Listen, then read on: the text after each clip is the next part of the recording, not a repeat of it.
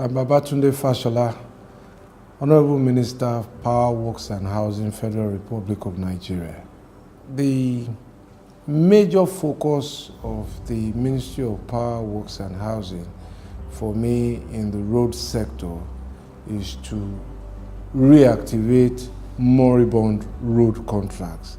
Many contractors had left work, they hadn't been paid for about 4 years, and to also reclaim back construction jobs that had been lost as a result of that situation. And I'm happy to say now that we have work restored on all states, really, all states in Nigeria. Now we're working in all the 36 states.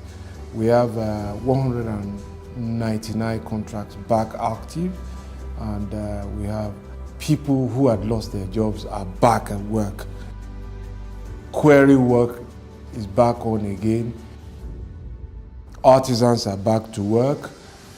Drivers of construction equipment are back to work, and so on and so forth. So that's part of, for me, our big contribution to restoring growth to the economy, getting people back to work, moving money around in the economy and contributing to the supply chain. As I said, we inherited over 206 live contracts, but they were not active contracts. They were not active contracts because the contract price for the entire roads that had been awarded was about 2.2 trillion naira. The amounts that had been paid was roughly about 500 billion naira. And therefore, government was obliged to pay over time a total of about 1.7 trillion naira. But it is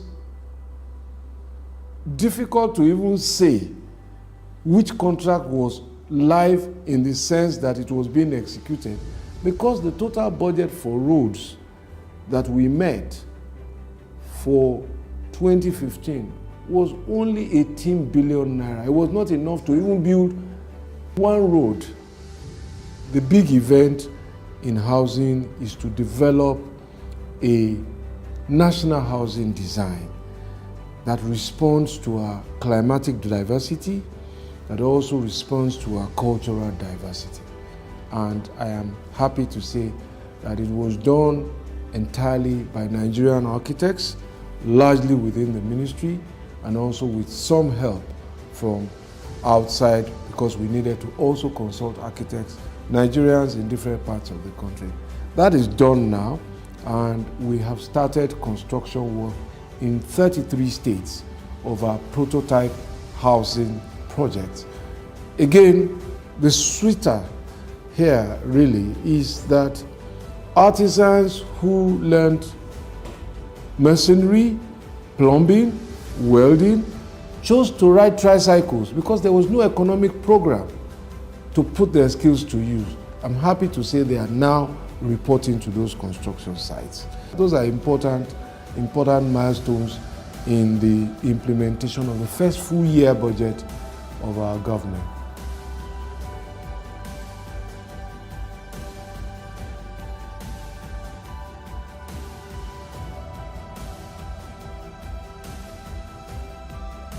As far as power is concerned, well, I think that Nigerians have expected a lot, rightly so, from the privatization, but I think those expectations need to be moderated within the realities. I'm happy to say that we remain committed to the privatization initiative. I can say that we have successfully done now is to try to re-engineer backwards all of the problems that have come with the privatization that should have been dealt with pre-privatization. And so we're re-engineering backwards instead of cancelling the privatization. And that is in our power sector recovery program, which our ministry is championing in collaboration with other ministries and the Vice President's office. The successful implementation of this will undoubtedly help to solve all of the problems of liquidity, metering, loss reduction, disco performance, governance. Everything is inside, and it has timelines, it has responsibilities, so everybody's task is clearly defined there. This was a program that I presented to the World Bank at the recent spring meeting. But the second most important thing that I think that we have done in our first full budget year is the preparation of the Rural Electrification Implementation Program. That program should have been prepared 1 year after the Electricity Sector Reform Act was passed in 2005. It wasn't done by the time we came. But as soon as we prepared it, it's 12 years late, but it has arrived. And its importance is defined by the opportunities that it now gives us to impact communities that have never been connected to electricity on a very rapid scale, especially using renewables like solar, wind, biomass. And these are communities that are not connected to the grid. So that program gives us opportunity to do embedded distribution, embedded power in small communities that ordinarily have not been viable for long distance transmission connection. And we're about to roll out really through 37 universities and 7 teaching hospitals attached to them, most of which are in rural areas, because universities are in rural areas. And from there, build out independent grids that do not need to depend on the national grid, and begin to connect people who have never been connected to electricity in any form. Those for me are high points from which to say that in 1 year, there's clarity about which direction we're going now.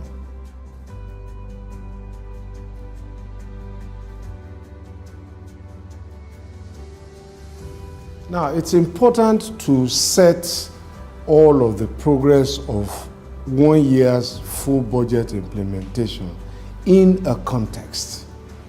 Now, the total budget for the Ministry of Power, Works and Housing for 2016, which we have just finished implementing in the month of May 2017, really is about 433 billion.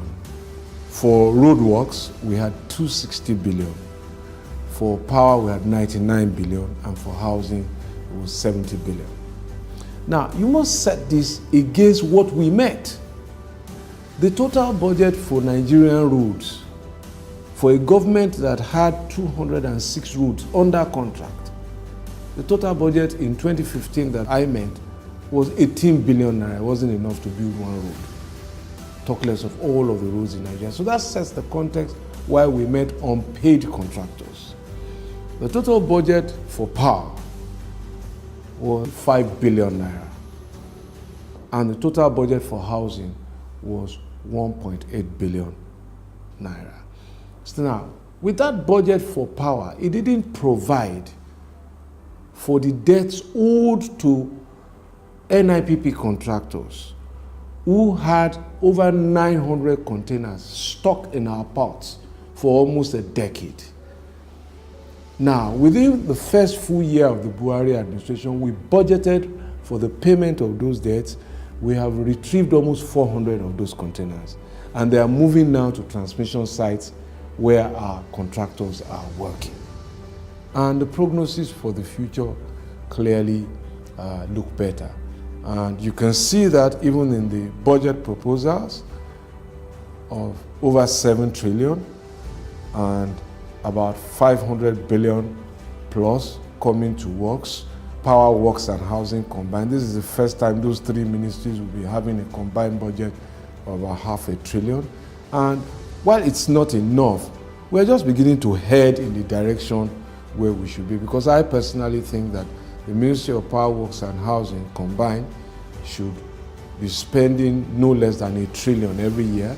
So should the Ministry of Transportation, who have commitments to massive rail build-out.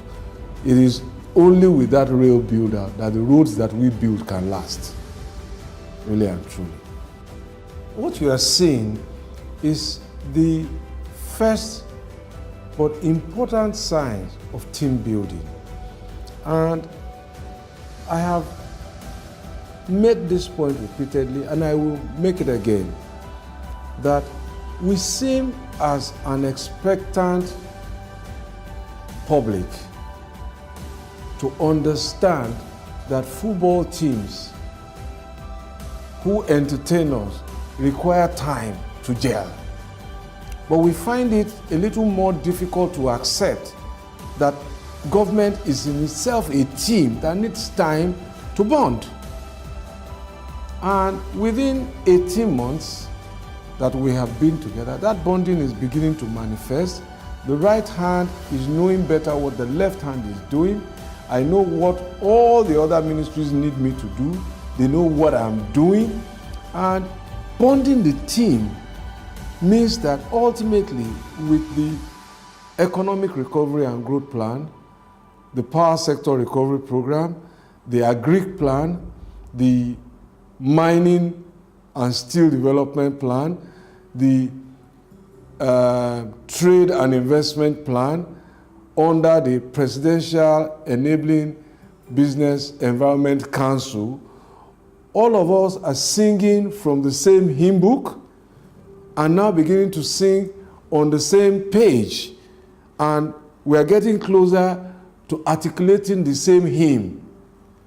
And that is how a team is forged and built to deliver on service. So it's a lot of hard work. The president and the vice president and the members of the economic management team must take a lot of credit for this, ensuring, and every member of the team really deserves credit for showing interest in what is happening in the other department. Now, the impact of this budget really is the story of the economic recovery. In power, we have created 9,000 direct jobs. In works, we have created 16,400 and something direct jobs. In housing, it's 13,000 jobs. And the indirect jobs from each of these power, works, and housing is in the region of 50, 42, and 16,000 people. People who benefit simply because we are constructing. People who vend food, who supply water, who supply fuel, who supply materials. And so it's not an accident that suddenly the negative growth rate begins to slow down. It's not an accident. It's clearly empirical proof that spend on infrastructure helps to grow the economy. And the point I was making earlier was that we needed to spend even more, because the first step really is just to recover lost jobs. The next step is to create more. And in that sense, I think the outlook for the increased budget portends that we are still on the road to the north, which is a positive road. I like to say that this is a can-do government. I'm Kemi Adeosun, a Nigerian, Minister for Finance for the Federal Republic of Nigeria.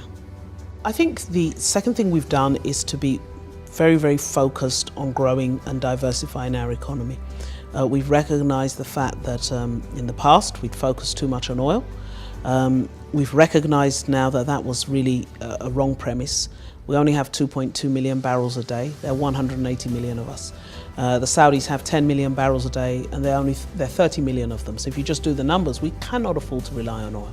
And I think that's the huge message that we have brought to the Nigerian people economically, that there is so much more in Nigeria than oil. And all that was needed was for government to focus on the enabling infrastructure that would allow those sectors to grow. We were the world's largest rice importer. We're now growing rice locally. There's so much we can do in Nigeria. All that was really needed was the infrastructure. What is it that makes it impossible for the dairy farmers of Taraba to produce all our milk. Why are we importing from Europe? If you go to Taraba, you need a coat. At times it's cold. It's the same temperature as Europe. We have so much potential. Go all around the country. There's so much we can do. And I think that's the other big message that we've sent economically to the Nigerian people in the last 2 years, that there is much more in Nigeria than oil. We sit down, we strategize, we put our minds to things, and we actually get things done. I think one of the real problems is that Nigerians have been conditioned to government failure. They're conditioned to government not getting things done. I remember the big controversy when the airport runway had to be closed, and people said, look, it's Nigeria, 6 months, it will still be there. But we said, we're going to do it. And it was a multi-agency approach, everything, running the relay services from Kaduna, getting the roads fixed up there, making sure that everything ran smoothly. My job, of course, was the easier job, which was just to pay the money. But I mean, we called Julius Berger and we said, look, here's your money, up front, in full, make sure it's done. And it was done. So we just feel that, this is a can-do government with a can-do country, a country that can actually make it. And the potential of that combination with a much more stable economic outlook is humongous. We can grow so fast because we have a really can-do attitude as a nation and a can-do attitude in the government, and we're going to get things fixed. Two basic projects you can tie to Ministry of Transportation that everybody will see as star projects will be the completion of the Kaduna-Abuja rail line. We commenced commercial activities on July the 26th. When we came, we had to pay the contractors. They've not been paid for 2 years, and we had to get them to complete the project quickly because we wanted to ensure that we're able to transact business through that route. Basically, we had to ensure that the cost was not prohibitive so that the poor people in Kaduna and Abuja are able to use that. And I'm very proud that people along that area are using it effectively. Now, that star project will be the Abuja Airport project. The whole world was nearly against us. Everybody came with all sorts of technology. We had our fingers in our mouth. We took a huge risk because I was scared that between Kaduna and Abuja by road, if anything had happened, massive accident that a lot of human beings would have died, would have been held responsible for closing the airport. But they also would have known that we were trying to save lives. That's why we needed to close the airport and complete that project. But we said 6 weeks and we kept it to 6 weeks. In fact, we kept it to 5 weeks, 6 days, not 7 days. We've commenced construction of the Lagos-Ibadan, which will go through Abeokuta and then to Ibadan. And then we have the Calabar-Port Harcourt, which is about $3.4 billion. And then we have the Kano-Kaduna. We're gradually inching towards the end of the rail line activities. And then we have just commenced negotiation with GE to concession the old rail lines left by the British government when they colonized us in the 50s. I had a very long meeting with the CEO of GE in Africa, and we agreed that we'll commence activities before the end of the year. And in commencing activities before the end of the year, we are looking at what they call the interim measure. Once the government approves the interim measure, then we'll go into them supplying 20 locomotives, maintaining the tracks, and then we'll be able to run between Lagos and Kano and between Port Harcourt and Gomefu. Nigeria is nearly ranking #1 in terms of piracy, robbery on the sea. The president has just approved a new security architecture that will clean out the waterways, and you'll be able to go from Port Harcourt to Lagos, or from Port Harcourt to Calabar, or from Lagos to Calabar without necessarily being harassed in the water. And that is going to be put in place before the end of the year. We have commenced the Lokoja, Onitsha dredging of the River Niger. The governor of Kogi State flagged it off for us. The way it goes is from Lagos to Benin, from Benin to Onitsha. So you do Abo, you do Asaba. When you go to Asaba, you throw the bridge across, a rail bridge, not for bus. It's been approved by the federal government, but the Chinese Exim Bank is doing the 80% of the financing. We'll have to bring their own funds. Our funds are ready. If they approve it, we'll commence from Port Harcourt to Calabar. When we finish Port Harcourt to Calabar, we'll do Port Harcourt to Benin. It's when we get to Port Harcourt to Benin that we'll then do Benin to Onitsha.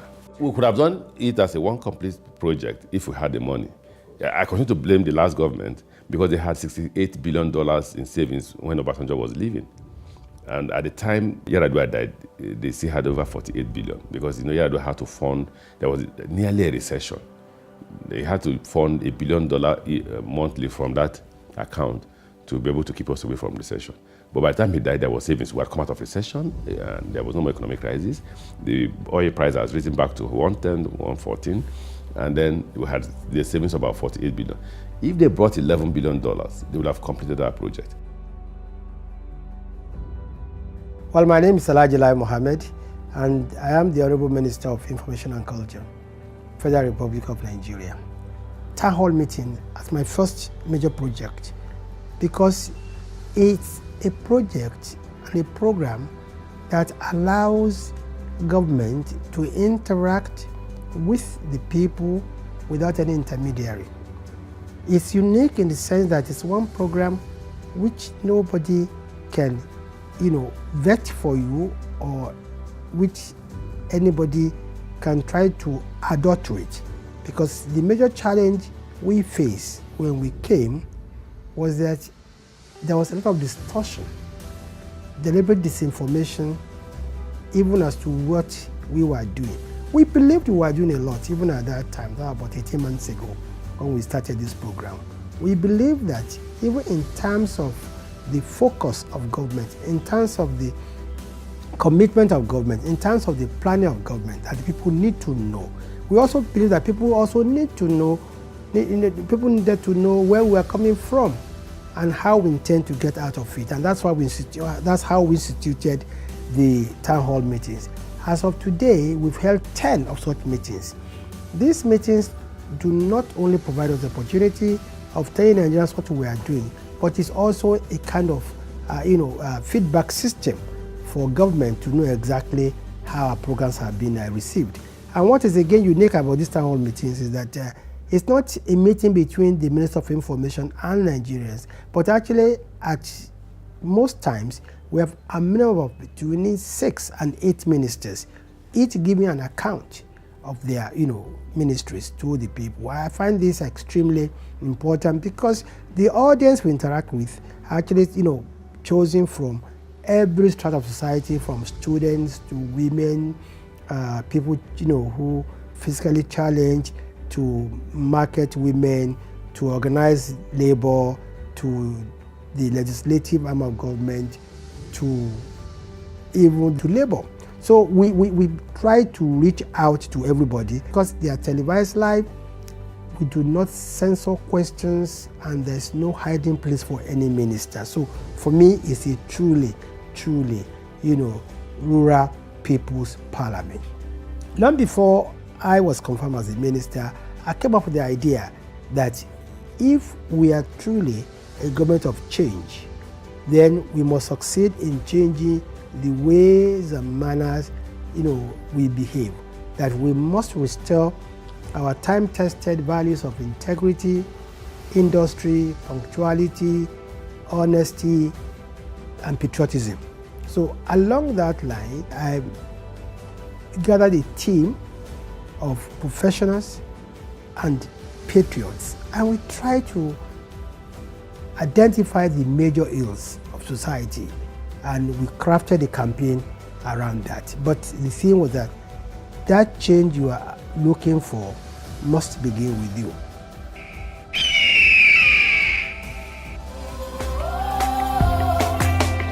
Change begins with me. It was launched on the 8th of July by Mr. President, and we can already see the impact because the police, the army, and even some other parastatals have joined in helping us to not just launch this campaign, but also to amplify the campaign. And only last week, we got a very big boost from the National Association of Nigerian Students, who have agreed to work in partnership with my ministry to launch this campaign on the campus. Another program which I'm very passionate about, I think, is what we call the FGN, Federal Government of Nigeria Information App. This is an app which you can download on any smartphone, and once you download it, you can real-time get information about anything happening in any ministry, any department, any agency of the federal government. This became important at a time when people were complaining they were not even hearing what we were doing. Today, all you need to do is just download the app on your smartphone, and whatever happened even an hour ago would be on that on that app. So I believe that some of the things that we have done in our ministry in the last 18 months that would, live after us. And of course, there's a huge program of, digital switchover.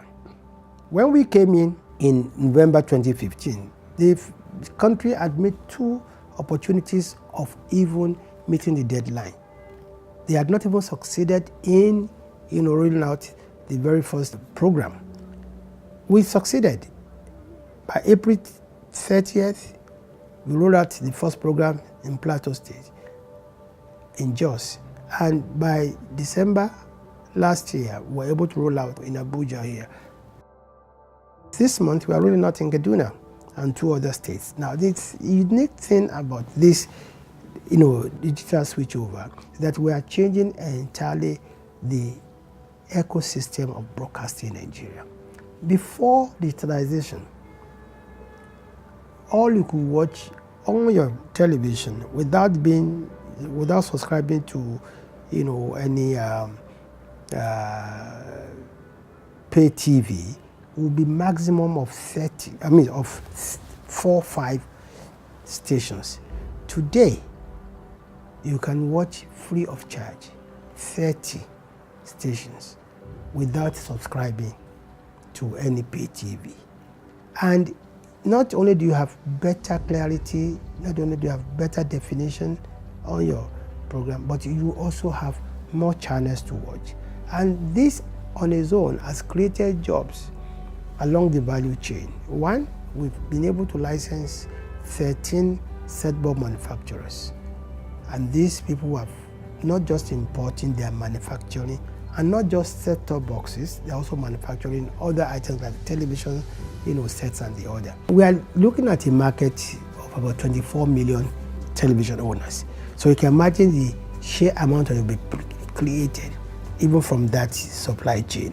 And of course, the moment you go to digitalize, what you are talking about is that you are opening a new front in the area of content. Because immediately after digitalization, content becomes king. The single most important that will make the difference between, my station and your station. But tied to that is, again, advertising.